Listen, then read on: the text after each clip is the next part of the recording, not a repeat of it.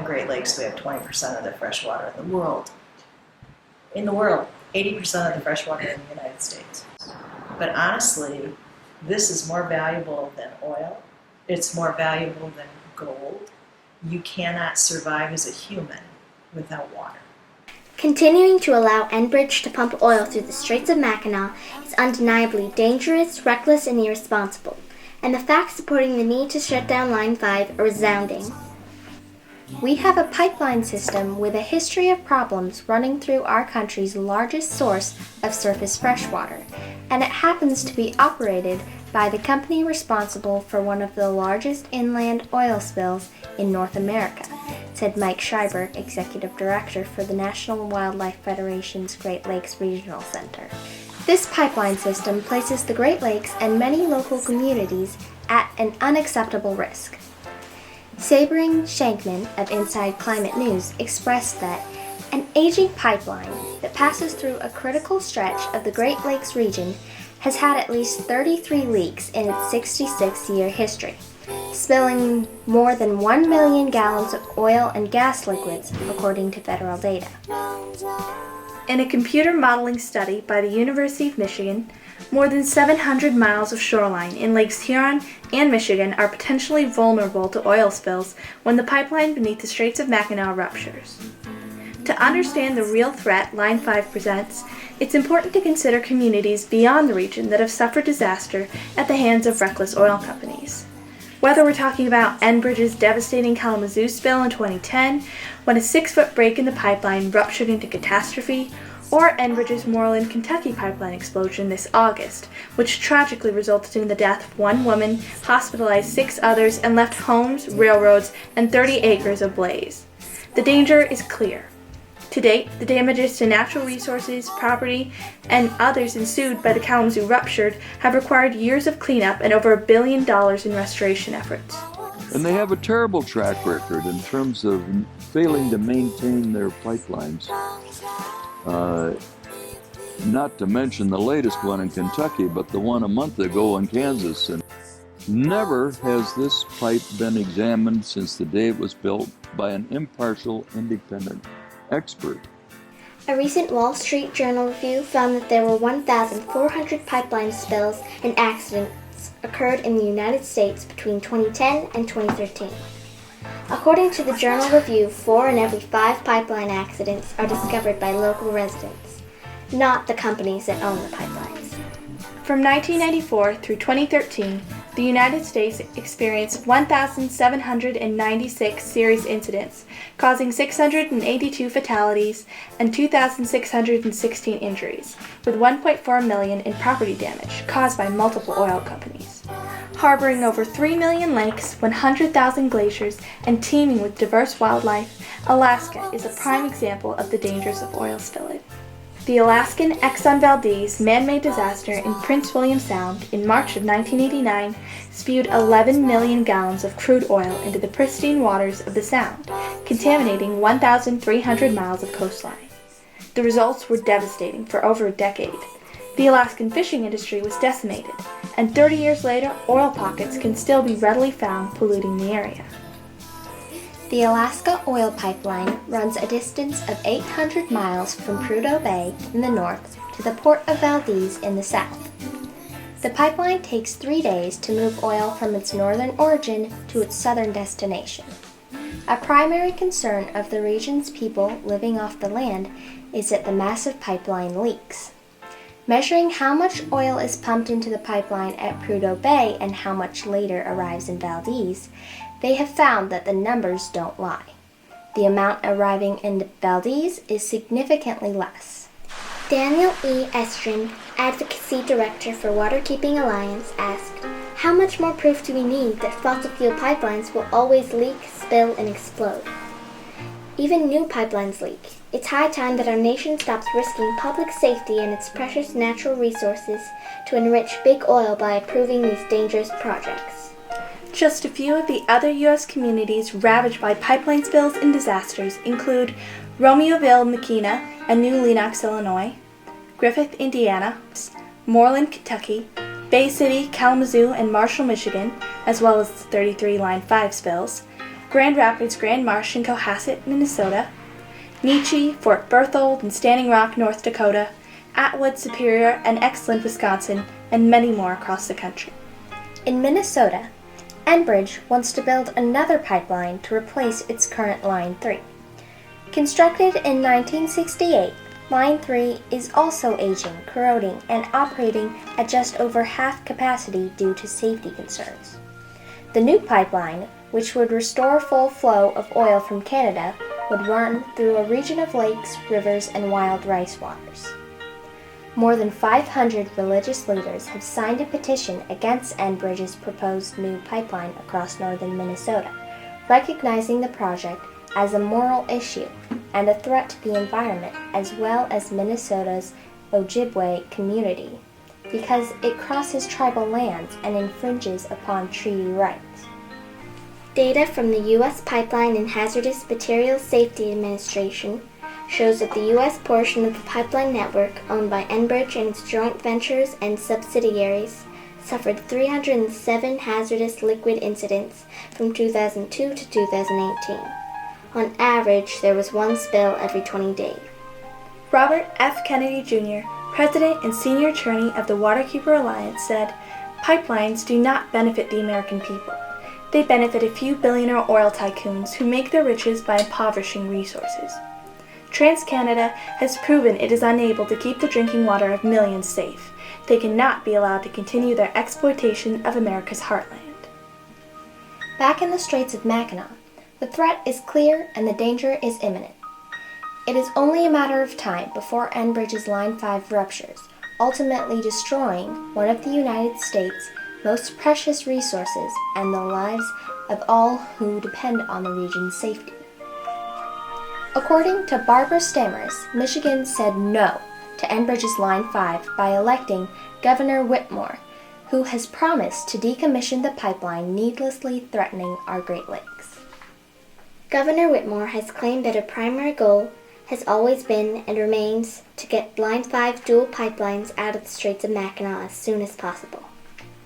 The risk of a catastrophic oil spill in the Great Lakes and the harm that would follow to Michigan's economy, tourism, and way of life is far too great to allow the pipelines to continue to operate indefinitely. As a recent National Transportation Safety Board report documented, any doubt as to the risk posed by Line 5 was erased in April 2018 when a barge dragging a 12,000-pound anchor nearly caused an unimaginable disaster. Failing to hoist their 6-ton anchor and dragging it along the bottom of the straits, the Erie Trader barge and Clyde Van Eckvoort tugboat drove serious gauging dents in both Line 5 pipelines in the spring of 2018. The vessel anchor also ripped through 3 underwater power cables that stretched from Mackinac City to St. Ignace, causing a toxic power spill that was carried as far as Sturgeon Bay, a key Native American fishing area. The damage from the incident was estimated at $100 million.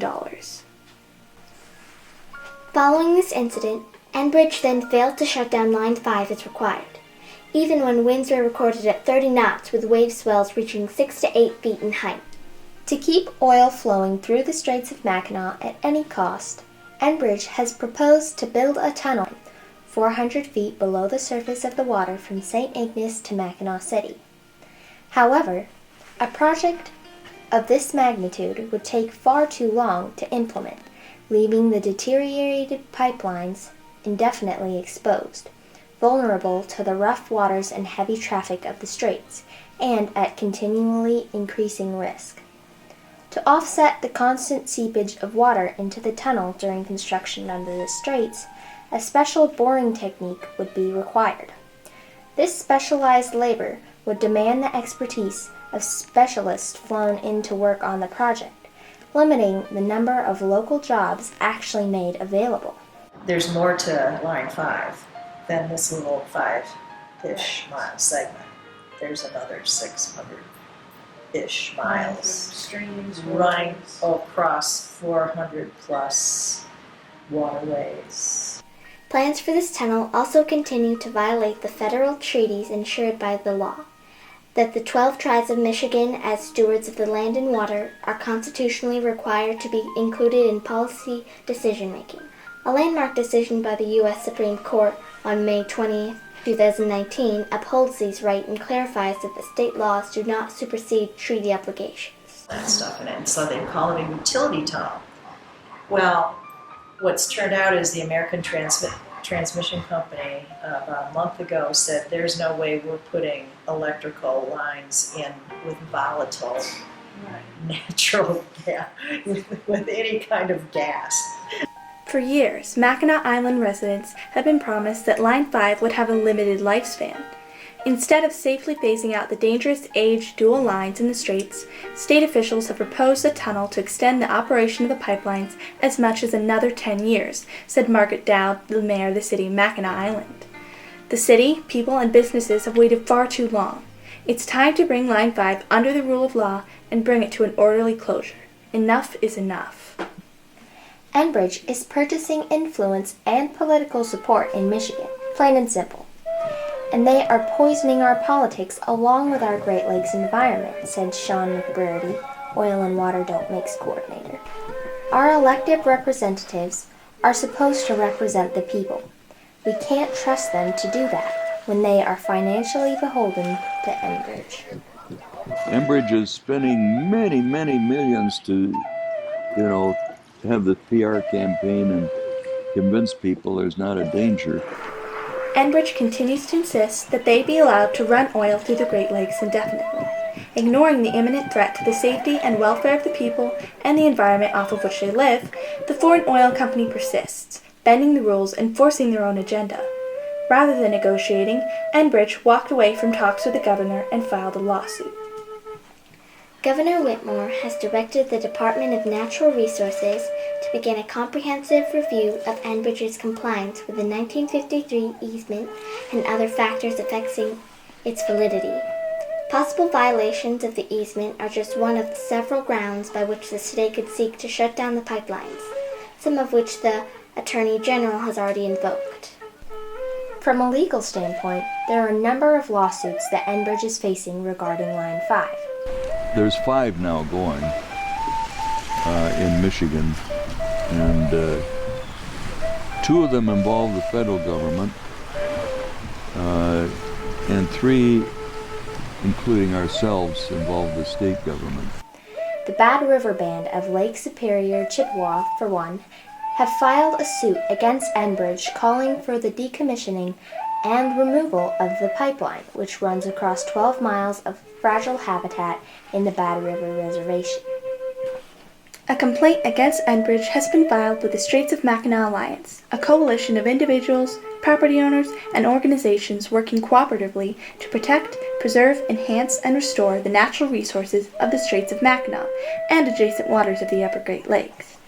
Their case is focusing hard on Enbridge's failure to comply with the law. We are currently on a motion for summary disposition, which means, as a matter of law, decide this, Judge. And it'll go then to the Court of Claims and then to the Supreme Court. But this is a legal question. Do you have to comply with the Submerged Lands Act when you transform a structure from 100% on the bottom to a third? Any layperson gets that. Michigan Attorney General Nessel also filed a lawsuit asking the court to find that Enbridge's continued operation of the Straits pipelines violates the Michigan Environmental Protection Act because it's likely to cause pollution impairment and the destruction of water and other natural resources. The location of the pipelines, which carry millions of gallons of oil each day and lie exposed in open water at the bottom of the Straits, combines great ecological sensitivity with exceptional vulnerability to anchor strikes, said Nessel. This situation, with Line 5, differs from other bodies of water where pipelines exist because the currents in the Straits of Mackinac are complex, variable, and remarkably fast and strong. Enlightening us further, Dr. Ed Tim, retired Dow Chem engineer, explains, the Straits portion of Line 5 was designed to rest on the lakebed largely out of the strong currents that can break the pipe. Currently, over a third of the length of the pipe is either undermined or raised on supports that put the pipe directly into currents that are over twice the speed originally estimated by the original designers. This transition structure has never been examined by a qualified, unbiased expert as to safety on behalf of the citizen owners of the bottom lands as required by the law. Taking into account that modern science has revealed fluid dynamics that were not known in the 1950s, we must consider, for example, that the flow through the straits exceeds the flow over Niagara Falls by 10%.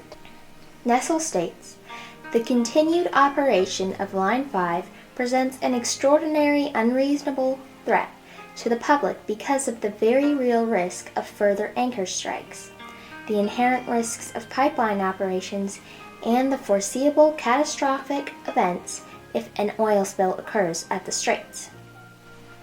If such a leak occurred, the United States Coast Guard has stated that they are not equipped to address the rupture of Line 5. Waves over 6 feet in the harsh northern Michigan winter would present further complications to any emergency response efforts.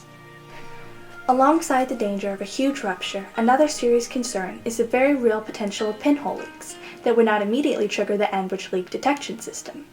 Such leaks would release large volumes of oil over time, steadily poisoning the vital waters of the straits without any indication until the damage was done. A year ago, Enbridge said there were no coating gaps in the Straits pipeline. Now there are dozens.